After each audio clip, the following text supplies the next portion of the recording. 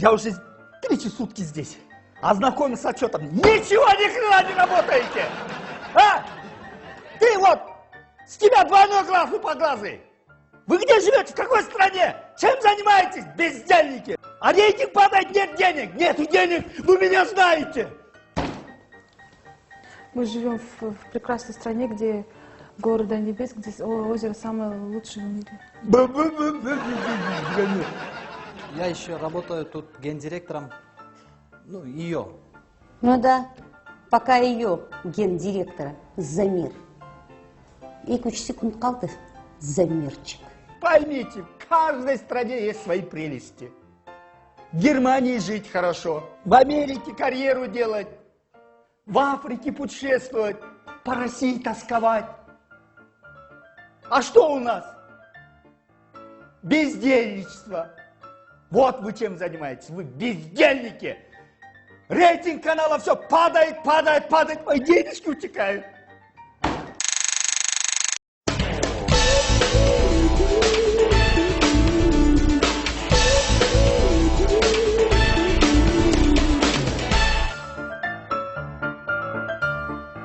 Ну правильно. Вы сами так захотели, Роман Николаевич. Башкы müdür у нас. Генеральный директор ИО. Гениальный Замир. Ну и понятно? Значит так, кто мне предложит прекрасные перспективы, тот и будет müdür. А кто облажается, тот и будет büdür. Роман Николаевич, я уже вам давно предлагала. У меня есть стратегический план. На сегодняшний день это актуально. Мы должны заняться, наш канал должен заниматься именно политикой. Вот тогда только мы поднимем рейтинг нашего канала. Алия Руслановна, господи, на базаре политика, дома политика. Вы еще эту политику хотите мне сюда в канал затащить? Вы опять за свое. Я понимаю. Вы нарушаете гендерное неравенство. Вы так и скажите, что вас не устраивает ни наша идея, ни наше решение, ни наше предложение. Алия Руслановна, может вы устали, а? Какой гендер-мендер? Купите себе блендер, соку там, и попейте от души. Или вообще возьмите отпуск, идите отдыхать уже, а? Ну да, Алия Руслановна, вы, может, отдыхайте, а? А я придумаю какой-нибудь рейтинг. Значит так.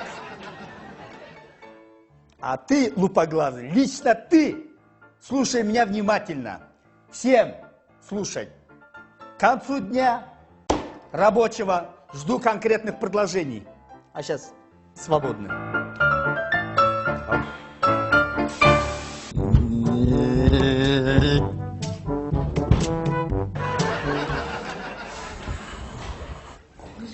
Эй,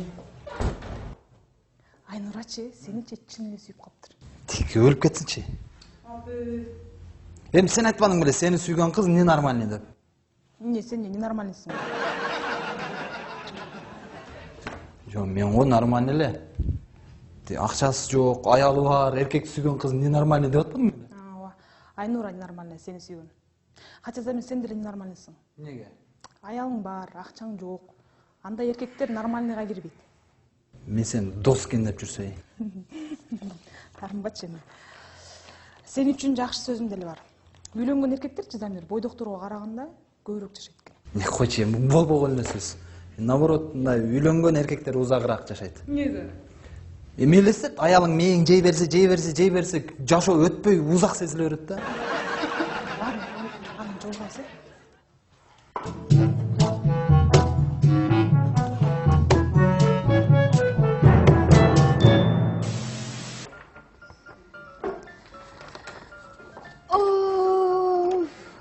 Роза, кандайсың?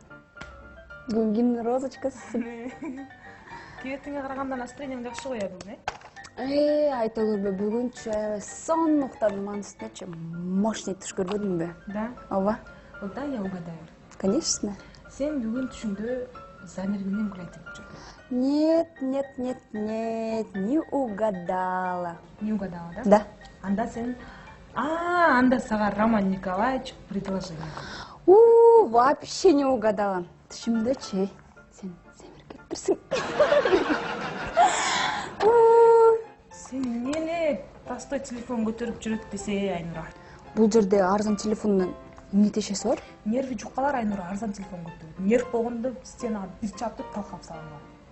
Нерв болгондочу, тиги жини келгенде моундай так чекесине коет да. Сен ачыктан башкалчы. Таптайыр.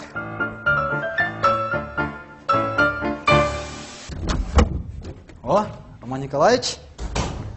Так, я помню страшное мгновение. Передо мной явился ты. Ты.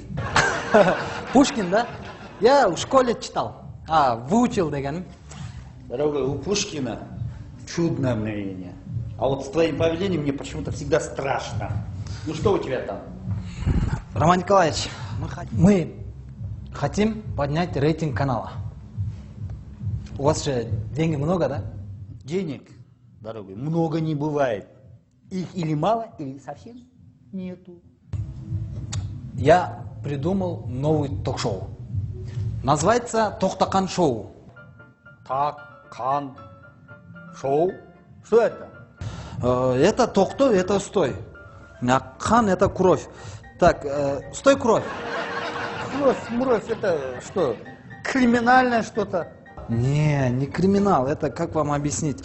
Это мой перевод так получился. Хотя, почему? Можно назвать криминалом. Это Тоқтақан, это моя теща. У тебя и так с женой проблемы, ты еще хочешь чаще проблем себе создать? Нет, тогда не надо. Давайте лучше другой я придумаю.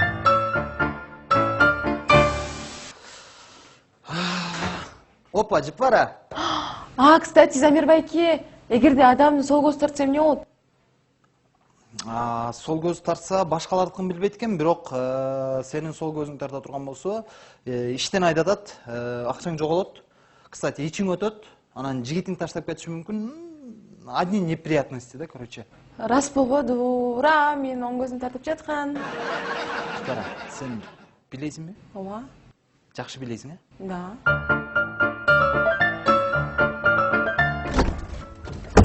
Роман Николаевич, я придумал, как поднять рейтинг канала. Слушай, Куропат, если твоя идея мне не понравится, я твою жизнь на два этапа разделю. Первое, нет ума, второе, нет здоровья, ну, само собой, ума не прибавится. Роман Николаевич, не переживайте, мозги есть. Мы сделаем канал эротический. Это мне сейчас послышалось, да? Нет, вы до конца послушайте, что вы меня перебивать делаете, а? Криминал не надо, гендерное равенство говорите не надо, да? А сделаем эротический, все будет смотреть. Ну? Ты дурак или притворяешься? Подождите, а? Вы знаете, там есть гендерное равенство, потому что там женщина-мужчина. Гендерное неравенство не будет там, понимаете? Там будет ни криминал, ничего. Так. Замир, согласись, что ты идиот. Может, тогда я тебя пожалею. А сейчас не знаю, что сделать с тобой. Ладно, Роман Николаевич, ладно. Я знаю, сейчас увольняйте меня. Лучше давайте я другой придумаю, а? Иди! Сексуальный канал. Бол, башта, бол. Даярсыңбы? Замир байке, мен бул көйнөкчөнү семиз көрүнүп жатам, Бул көйнөк менен суп-сулуу көрүнүп атасың. Бол, тез башта. Ой, мен суп-сулуу көрүнгүм келген жок, мен арык көрүнгүм келип атат. Мындан дагы? Сен жоголуп кетпейсиңби мындан арык көрүнсөң? Ой, аракет кылган жигиттерге көрүнөм эле. Менин бойдок күндөрүм, ай. Балык гана болуп патырап жаныңда жүрсөм гана. Замир байке, убакыт өлө бат-бат өтүп жатат, Эми мунун баарына өзүбүз күнөөлүүбүз да. Кандайча күнөөлүүбүз? Себеби пятница болот, анан суббота болсо экен дейбиз. Суббота болсо эмне болот? Пиво ичебиз. А воскресенье күнү дагы салабыз. Анан дүйшөмбү күнү ишке келебиз. Анан кайра эртерээк суббота воскресенье келсек экен деп шашабыз туурабы? Ой, сиз ошентип шашсаңыз, мен антип шашпайм деле. Эми сен эми эртерээк жигит тапсам экен деп шашасың да. Ой.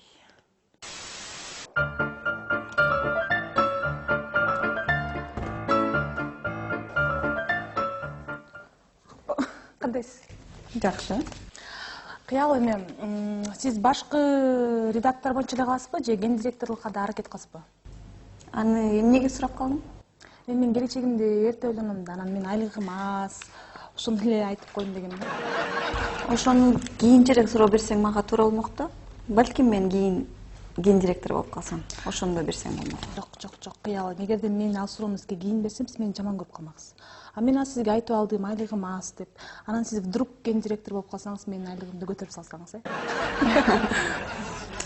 Сиз деген негизи китеп жазсаңыз жакшы болчу да экен, Розочка. Жазып көрбөйсүзбү? Жок, сиз айлыгымды көтөрсөңүз, мен кыялданып кетип роман деле жазып ийем. Жазыңыз анда, макул. Көрөлү кандай болот экен, Иштеп атасыз, Иштеп атам мен азыр бош эмесмин. Барабы.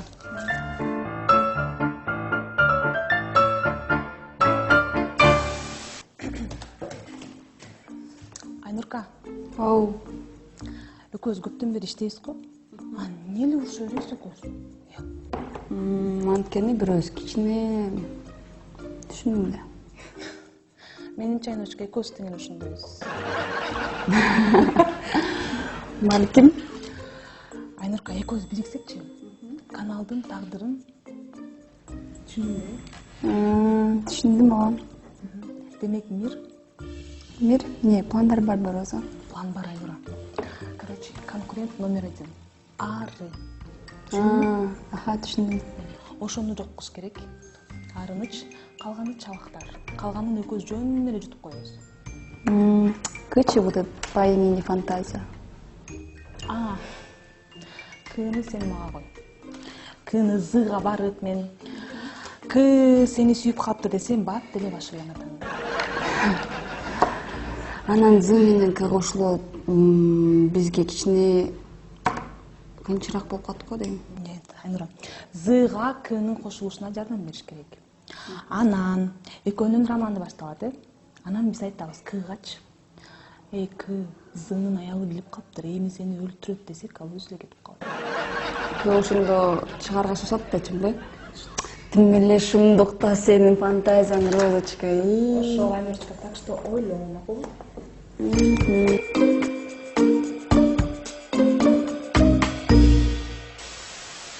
Замир, эмне мынча кыялданып?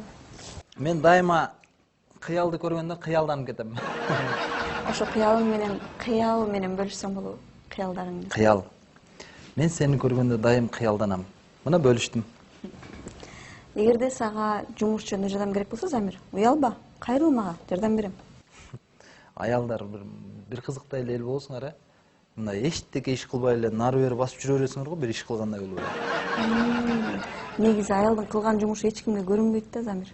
Эч нерсе кылбай койсоң, ошондо көрөсүңөр да силерчи. Ооба, мына көрүнүп турат. Мисалы үчүн аял эмне кылат, Аял үй жыйнайт, идиш жууйт, кир жууйт, баланы тарбиялайт. Как только үйүң жыйналбай, кириң жуулбай, бытыраган бойдон отуруп калсаң, ошо күнү келип сурайсыңар да, сен эмне кылып отурдуң бүгүн кечке депчи. Кыял, сен подружкаларың барбы? Бар. Бирок мен подружка күткөндө эле баары күйөөгө тийип кетип атпайбы? Алар татынакайбы? Красавицалар да. Көрдүңбү? Кыздар өзүнөн мындай кебете суугурактар менен подружка болот да. Түшүндүңбү? Такыр түшүнгөн жок. Эмнесин түшүнбөй атасың? Мисалы үчүн, балдар менен кыздар тааныша турган болсо, сулуу кыздарды алып кетет дагы, калган кыздар калып калат. Түшүнүп атасыңбы? Кичине эми түшүнүп атам, Замир. Так что сен дагы эми өзүңөн кичине түрү суугураак кыздар менен курбу болсоң, кезек сеники болот турмушка чыкмай. Ошон үчүн жардам керек болсо, уялбай сурай бер. Макул, Замир. Сенден сурайын мен жардам. Чалам мен сага. Күтөм.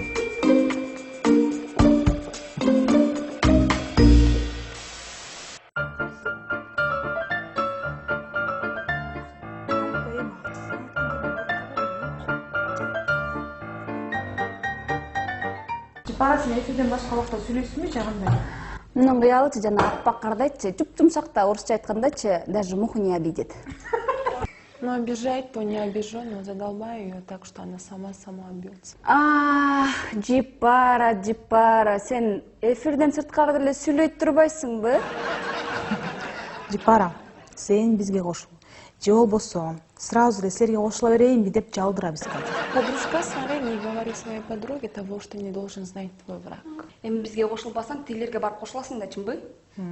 Кайра эле алар утулуп калат бизден, биз көппүз да. Анан келип эле жалдырасың бутубуздан өпчүдөй.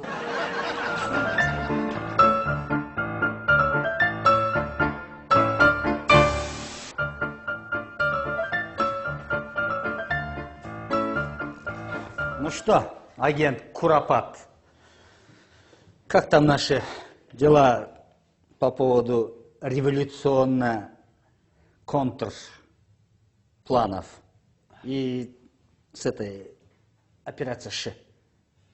Вы знаете, Роман Николаевич, я думал много, но ничего не получается. Но есть только один вариант, только вы никому не скажите. Слушай, здесь я задаю вопросы.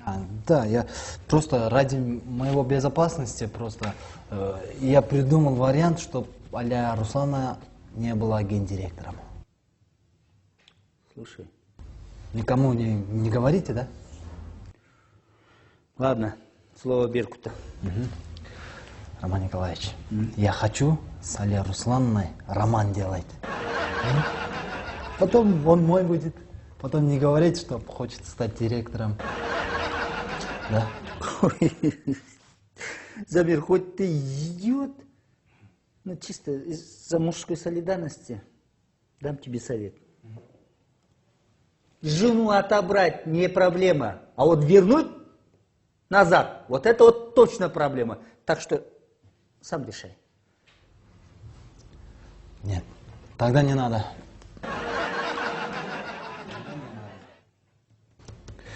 Вы сделали бы меня сразу гендиректором, не ее, не пио. Я бы уволил бы всех вот этих женщин. Я вообще в душе такой добрый человек. Но когда меня выводят, я такая сволочь. Считай, что ты уже уволен. Не, Роман Николаевич, просто женщина одни ушах говорит. Я думал, без них хорошо работаем. Замир, ты себе приписал такие достоинства, как ум и работа. Понял. А у тебя ни ума, ни фантазии. Роман Николаевич, хорошо, я понял. Нельзя так делать.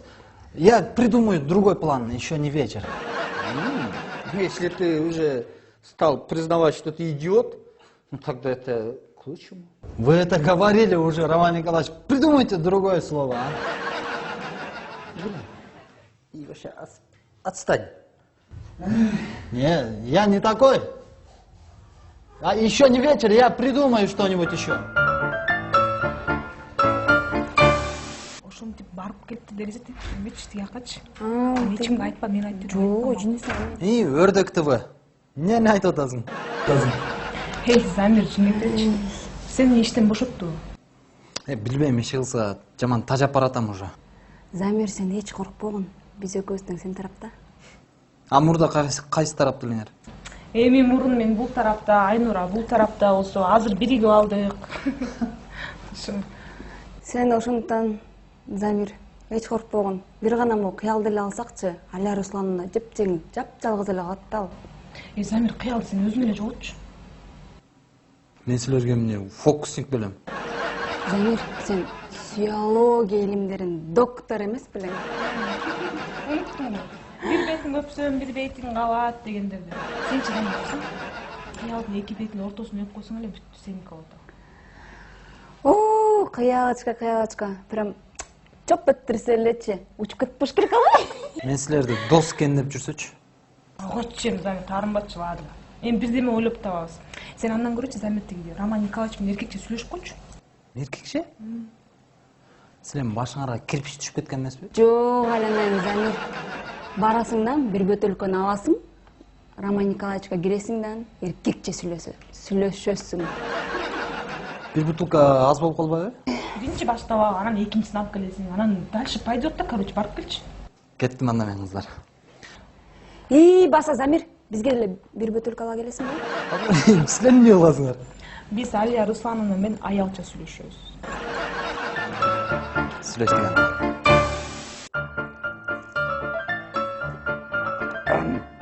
Слушай меня, сынок, кыргызский пословица. Катын жакшы, эр жакшы. О, Когда кореец пьяный, он кыргызский говорит. А когда кыргыз пьяный, то на русский говорит. Роман Николаевич, точно, я сейчас русский говорю. Так вот, давай, выпьем. Роман Николаевич, когда я маленький, я гулять у мамы отпрашивался. А сейчас у жены. Блин, у мамы проще было. Ну что, Роман Николаевич, сейчас, если пьем, это много не будет? Да? Ты чё? Если ты сегодня пил и потом на следующий день не стыдно, значит, ты вообще не пил. Да? Давайте. Я что-то последний час зауважал. Наоборот, шеф.